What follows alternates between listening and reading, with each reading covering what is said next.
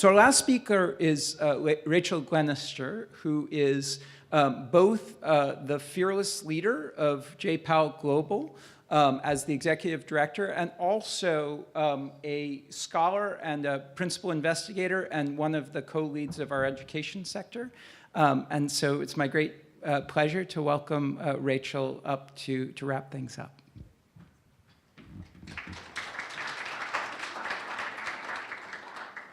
Thank you, Quentin. It's been an absolute delight to be here today and hear all the energy and the conversations. One of the things that we try and do at J-PAL is bring together researchers and policymakers and implementers, and I think this has just been a great example of that, and to have the conversations across disciplines and across different perspectives that people are coming from. Also, my research, a lot of it has been in the developing world, and so it's been really great to see the conversations that are happening across the learning in EdTech in Latin America or in India, and how that's feeding into the conversation in the US too. Quentin stole my thanks, but to add to that, thank you to all the speakers and the partners who've been here today in this great Boston weather. Let me just then pull out a few things that I've heard, kind of common themes across the conversations today. One that I was struck with was the importance of pedagogy driving technology and not the other way around. I think Ken said it beautifully when he said, pedagogy trumps technology every time. And that's something we've heard a lot about. Yes, we need the basic infrastructure, but once we have the basic infrastructure, it's simply providing technology without thinking about how it's going to work is not going to be as effective. The second theme was about the importance of iterating.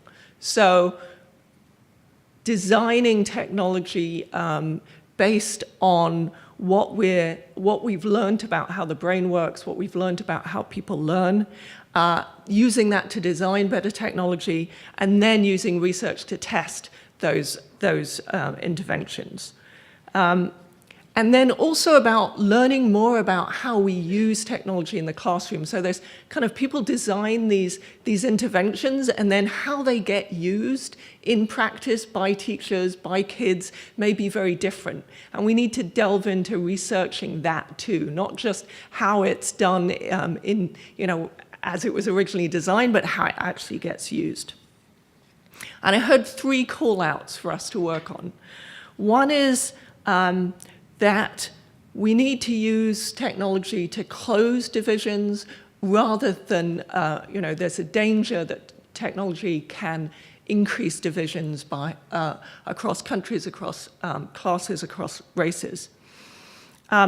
And also to expand the definition of education technology. So not just thinking about computers, but thinking about texting, about cell phones, sort of really having an expansive view of what we think about of technology. And finally, a very interesting conversation I had over lunch about, to be precise about the term when we talk about personalized learning, it can mean all sorts of things. So a real call out to try and be precise when you're talking about this kind of learning, personalized learning. What is it? What are you personalizing? I think that was important message, at least for me to hear. Now, I would be remiss if we had an EdTech conference here without us talking about some of the education technology that we at J-PAL and MIT are innovating. There was a question about this earlier. What are we doing to make some of these learnings open? So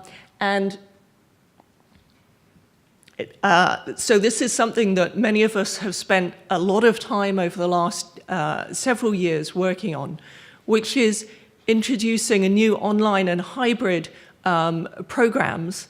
So we've just in February launched a MicroMasters on data economics and development policy, and it takes 5 online courses.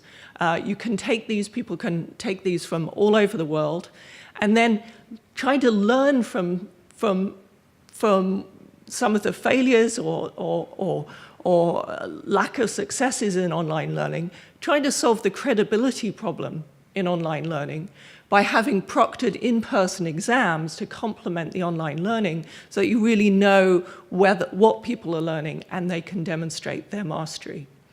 And then I think what's really exciting is we're going to use that online learning and that proctored exam as a gateway to MIT itself. So MIT is putting its own credibility on the line of saying, this is something that we believe in enough that we think it can screen people from across the world, and we will accept people into MIT based on this course. So it has reach. It's open to anyone with a computer and internet access. There's no formal prerequisites. It is rigor. It is the level of MIT courses, so it's extremely rigorous and challenging courses. There's flexibility. All the courses are run 3 times a year, so you can mix and match when you do these courses. And access. So we've negotiated lower rates for people who, so the rate is between $100 and $1,000 per course, depending on people's ability to pay. And as I say, what we've tried to do with this is to address some of the concerns about online learning, in particular academic honesty and lack of recognition, by having these in-person exams, and MIT is providing credit for these online classes if you're in the top performing in the exams and get admitted to MIT. So since February, we have had nearly 9,000 learners sign on to this MicroMasters track from 182 countries. We haven't got anyone from North Korea and a few other small countries, but pretty much everywhere in the world we have people taking this MicroMasters track. And here are some of the people who are taking it. We have people in ministries of finance. We have people in aid organizations. Someone I know who's taking it, I met in Sierra Leone working. He was working in the Ministry of Health during the Ebola crisis. We worked together, and he is absolutely passionate about bringing data and data science to solving the problems of one of the poorest countries in the world. And he is able to continue his work while taking courses at MIT. And I talked about the exams. As you see, we have 515 testing centers around the world to be able to take these courses. And over about 70% of our learners are from low or middle income countries. So I think what we've talked about today is the power of rigorous research and ed technology to fill the knowledge gaps to help the developers of ed technology to develop better technologies, identify what are the effective and cost-effective approaches, and to scale up what works. And I want to end by just on a personal note.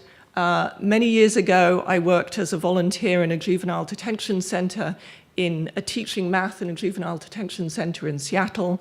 And in that class, we had a range of children from, some of whom, they're all 16, 17-year-olds, but some of them were struggling on adding fractions.